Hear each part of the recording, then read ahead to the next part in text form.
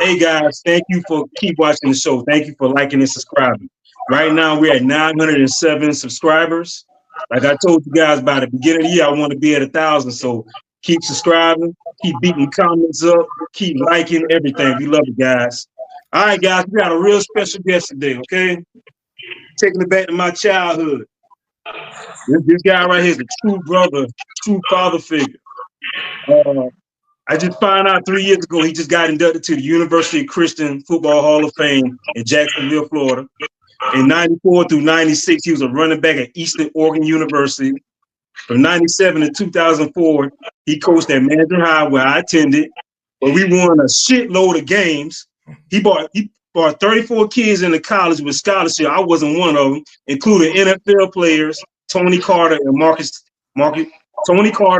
Thomas. In 04 to 06, he was director of football operations for Middle Tennessee State University. From 2006 to 2013, he was the Empire Sports Entertainment Agency, where he negotiated over 30 contracts for football players, professional football players, 17 NFL teams, and a CFL player, Chad Owens. From 2010, he was sports business consultant to players and team agents. 2014, player personnel to Toronto Argonauts in the CFL.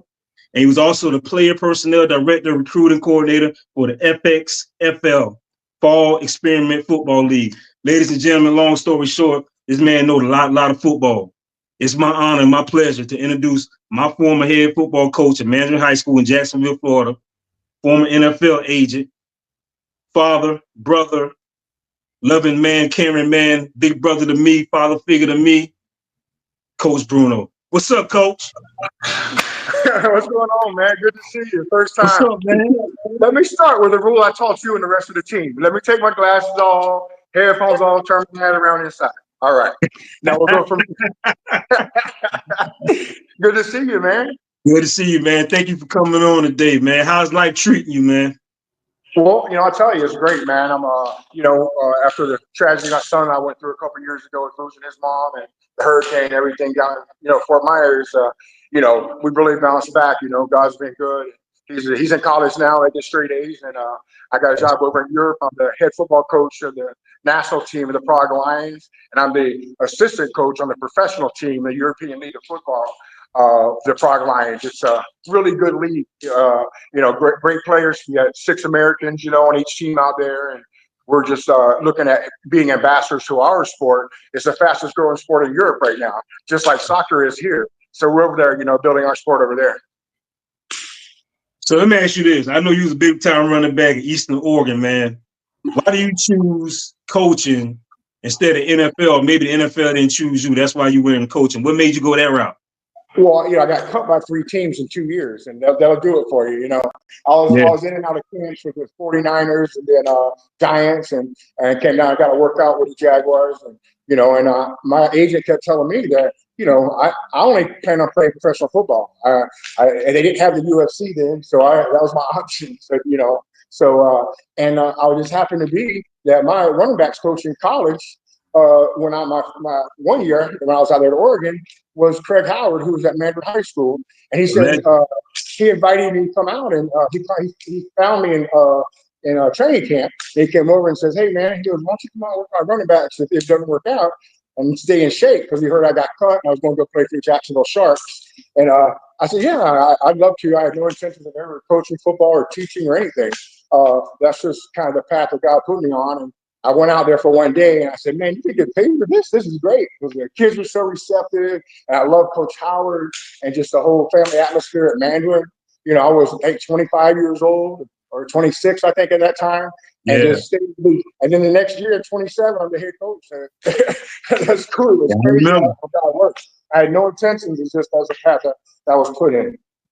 So Craig and Victor, you guys don't know, but Coach Howard, when my freshman year in high school, he was my football coach for my freshman and my sophomore year. And he went on to coach at Nice's High School. He coached Tim Tebow. Man, he's a legend. He's a legend in the coaching community. He died. He passed back in 2017. Great man. Great man. I got to fly. Me and Tebow got to fly out to Southern Oregon for his funeral, and Tebow did a really awesome speech for Coach Howard. But if it goes back, Tebow was coming to Mandarin High School the year I was leaving to go to Middle Tennessee. But I had Kellen Lewis coming back. I sent Tebow to Craig Howard at Nice. And that's why Craig was forever changed to me. So I repaid his favor. But it's a cool story, and it's very true. And so at Coach Howard's funeral, we were able to talk about that. And, he touched my life and Tim's life and hundreds of others, thousands of other kids. And he was an incredible human being. I really miss him. That's awesome. Coach, I want to get your opinion on something, man. We had this discussion a couple months ago about NIL and transfer portal. And I want to get your opinion. My thing is this. I feel like in the next 10 years, the NFL is going to be soft due to this. Due to the simple fact we got kids out there that they don't want to compete for the job. If they don't get the job, then they leave it. Then they go to a lower level school that they know they can play at. And I feel like that's kind of like if these guys trying to make it to the next level, they got to learn how to compete, man. What's your thoughts on that? Well, I have bad news for you. The whole world's getting softer. The country is every year. So they all getting softer and softer each year. So it's going to get a little bit softer just by the generations coming up. But with that said, you can't coach them like you're supposed to. The discipline, getting on them and hold them accountable. Now you make them mad, there's no jump ship on you. So now you got to kind of wait, do I want to run this guy off or do I want to really coach him? So I don't think the kids will ever reach their true potential. And the thing I hate about it is that it takes away from amateurs. I like amateur sports. Now there's no such thing. There's just, it's pro there if you're getting paid and all the things that come along with it. I hate the way it's going. But as a coach and former NFL agent, I see a really good opportunity there, the NIL, for myself. But I don't agree with what's happening. But, it's opened up lots of new opportunities in the sports management arena. Okay. Let me ask this. Speaking of new opportunity in Europe, you're saying that, you're now growing the sport there. Do you feel like their passion is greater than the passion of the players here because of NIL, because of how soft we're getting? It's culture. It's completely different there. And it's very, very foreign to me. I've never been to Europe, so and they're brought up in a soccer culture, which is nothing wrong with it. It's a sportsmanship. It's fun, and winning and losing isn't as important to them. Here in America, if a lot of kids, they play the game. I know I was one of them, just to get an opportunity to maybe go to college. So I was gonna put everything I had into that because I couldn't go to college otherwise. I used football as a tool to get there, and our kids compete a lot more, and it's more serious to them because they put a lot more into it in the off season. Over there, you're lucky they work out and they come to camp, and if they lose, they're still going to party and it's all everything's okay. They don't have that you got to win like we have spirit. So that's a really hard adjustment for me. Okay, that's understandable. Nick, you got a question?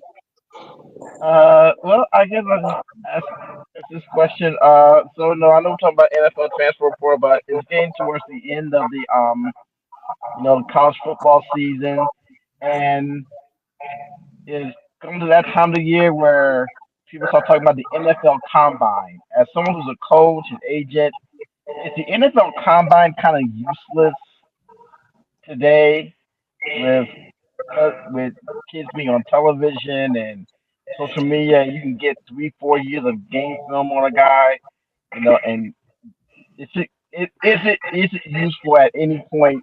Does it help or hurt athletes in any way at this point in the game? I didn't quite understand the question there. Okay, so pretty much what you're asking is the NFL Combine, is it pretty much useless when we got all the social media stuff with guys, people, the NFL teams probably pretty much see how these guys already are, how they act. They got their training videos, all this film and everything's out there. Is the Combine useless? That's the main question. The Combine is always going to be a part of the NFL scouting because the NFL is a different game. You have usually 3 departments, and every team's a little different. You have a pro scouting department that just scouts other pro teams for free agent guys they want to get off their roster. Then you have a college scouting section, and they have to have standards. So you want to get the players in one place, one time, same clock, same arena to get a consistent times on them, stuff like that. So that's always going to be important. Okay. Coach, as an NFL agent, the former agent, I'm gonna use my good friend, my former teammate, Marcus Thomas. We all know he's a hell of a player, man. Coming from high school, college, he should have been number one. He should have been drafted in the first round. But we know he has some background issues. As a coach, I mean not as a coach, but as an agent, how do you have the teams look at Marcus when he did get drafted as higher than he's supposed to be number one, but I think he got drafted with a third or fourth round, right? Fourth round, 127 pick overall, went from 12.1 million to 427,000. Believe me, it cost me money too, so I know. But how do you talk to NFL teams? Because these teams are looking at, and I'm just using Marcus as an example, but this guy background, but we know him personally. We know he's a hell of a guy. How do you? Drives me crazy. I'm gonna tell you, and I'm sorry to interrupt you, but I'm not gonna get in all of this. But there's a guy named Meyer that slandered him bad behind the scenes. So every scout that came in there, and it cost us. I know that from friends in the business because Marcus and him didn't see eye to eye. He thought Marcus was the guy leading guys down the wrong path, smoking weed, so he wanted him out of Florida. So he made him target him when he got there. Marcus was never arrested, and this made me sick. He was on the front of USA Today on the draft, saying Marcus Thomas avoiding the bad apple. Now he's on with three guys, one with gun charges, one with selling drugs, like criminals, convicted. He's never even been arrested in his life, but he's the poster child for bad character. It drove me insane. So I had to talk to each team basically and say, hey, his football character is here. He's never been arrested. He's a great human being. Do you know he was a 16-year-old? He graduated at 19 with a college degree in 3 years. Yeah. I mean, he's intelligent, smart, but if the head coach there says you're a bad guy, you're a bad character, you let your team down and got kicked off your senior year. Hey, if he came out his junior year, he'd be the number one pick in the draft. He came back for the Gators, and Meyer screwed him. That's what happened.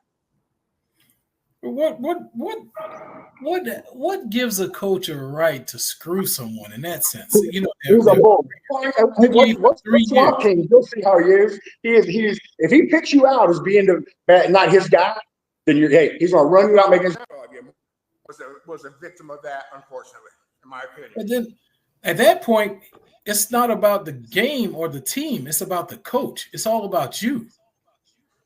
You understand? I'm sorry. No, I was saying at that point, it's not about the coach. I mean, it's not about the game or the player. It's about him, as a coach.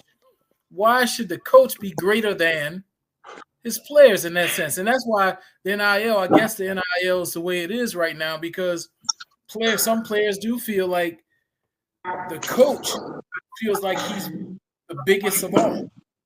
He's not out there. Look at prime time.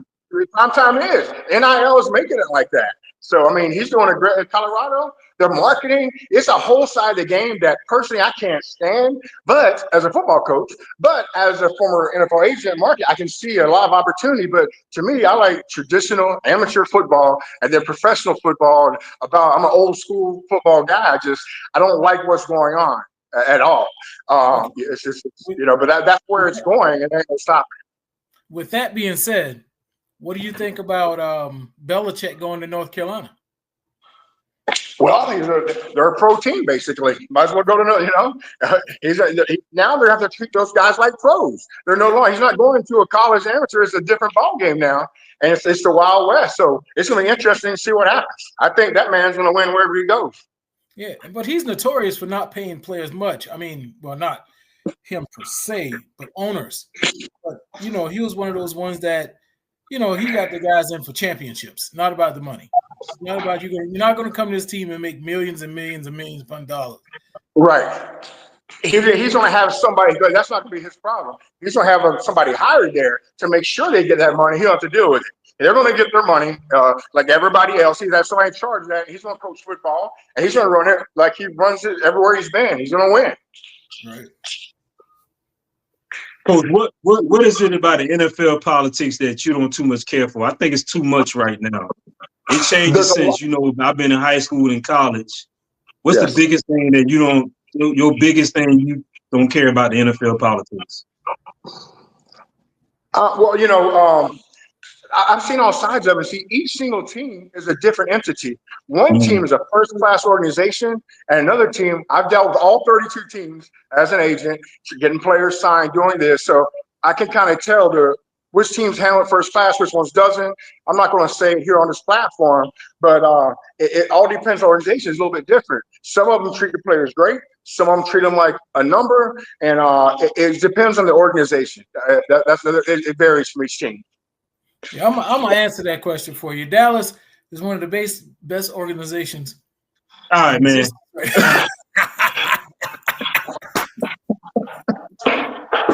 They have a nice. Hey, they have a great stadium. I was there for the opening kickoff when watching my boy play for the. I think he played Carolina that game, and then when Jeremy Mincy went over there, I went and checked out some games. I love that stadium. Yeah, it's a beautiful stadium. That's the only thing beautiful about the place. It's the stadium. That's all. And the cheerleaders, but the team every year. Yeah. Hey, Coach, what is it that you're exactly doing in Europe now? What's your contribution? My position or my compensation? Your contribution. Like, what's your contribution in Europe right now? Okay. Well, I coach 2 different teams in Europe, just so you know.